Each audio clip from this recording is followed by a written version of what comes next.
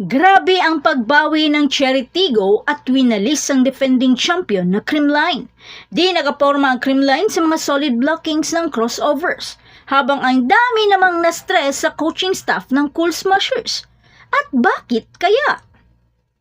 Pero bago pa man ang lahat, huwag mo namang kalimutang mag-subscribe at i-spike ang notification bell para lagi kang updated sa mga valuable ganap.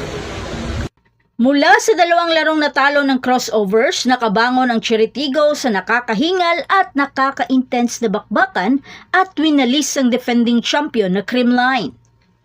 Pinutol ng crossovers ang 19-game winning streak ng Cool Smashers at naibigay sa kanila ang kanilang unang sweep pagkatapos ng halos 5 taon na ang nakakaraan sa score na 25-18. 26-24 at 25-23 para sa kanilang ikatlong panalo sa 2024 Premier Volleyball League All-Filipino Conference na ginanap sa Santa Rosa Sports Complex. Huling natalo ang Creamline sa pamamagitan ng sweep noong May 26, 2019. Natalo sila noon ng Petrogas sa straight sets sa Reinforced Conference Elimination Round. Samantala, sinimula ng Cheritigo ang conference ng mainit na panalo na umiscore ng dalawang magkasunod na sweep laban sa mga bagong dating na Capital One at Strong Group bago tuluyang natalo sa magkasunod na laban kontra sa Chocomucho at Farm Fresh. At dahil sa mga talong ito, kinailangan ng magising ang mga crossovers, lalo na nang walisin sila ng batang kupunan na Farm Fresh. Kaya nung first set, talagang trinabaho nila ang net defense at floor defense, dahilan upang magkanda error-error ang Creamline. 5 points na ang kalamangan ng Cheritigo at hirap ang Creamline na habulin ito.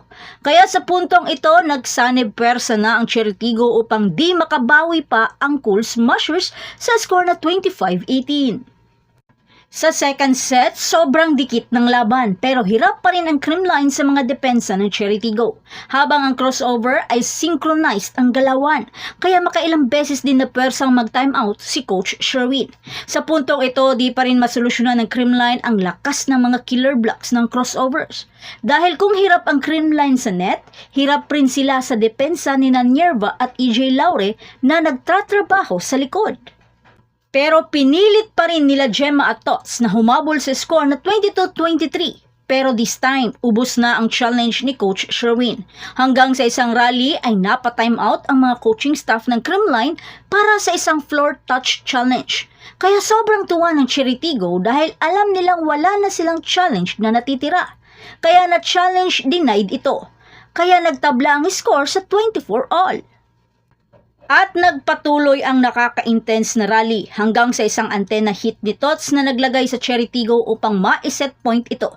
At nagkaroon naman ng pagkakataon si Galang na tapusin ang laban sa isang through the block. Kaya nakuha ulit ng Cheritigo ang nakaka-stress na second set sa score na 26-24. Sa third set, di pa rin matatawaran ang mga nakakahingal na mga long rally. Mga fans, pigil hininga rin sa bawat hampas ng bola.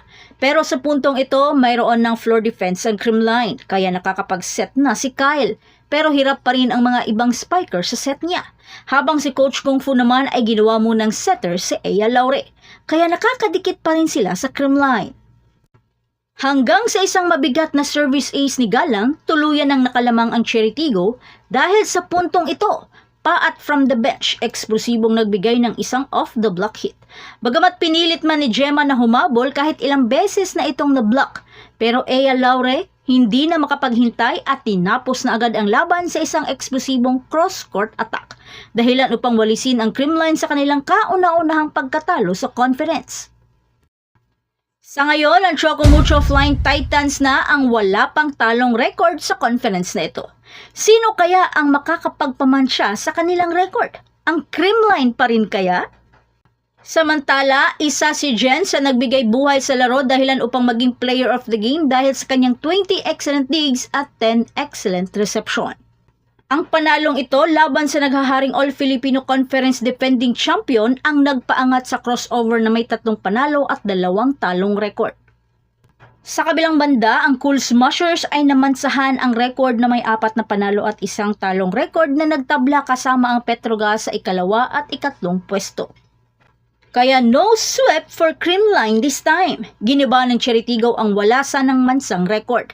Gayunpaman, marami pa rin ang na-stress sa coaching staff sa kapabayaan nito at marami naman ang nagtatanong bakit di daw pinasok si Valdez. Ikilala naman ito as clutch queen sa mga crucial time. Pero para kay Valdez ay naging okay na rin sa kanya dahil maaga silang natalo at marami pang panahon para makapag-adjust at itama ang pagkakamali. Pero ang tanong, mapapanatili pa rin kaya ng Cheritigo ang kanilang momentum kapag kaharap na ang mga Angels sa Huwebes, 6:00 ng gabi na gaganapin sa Smart Araneta Coliseum. Habang ang Creamline ay naglalayong makabangon laban sa Capital One ng mas maaga sa araw na iyon sa 4:00 ng hapon.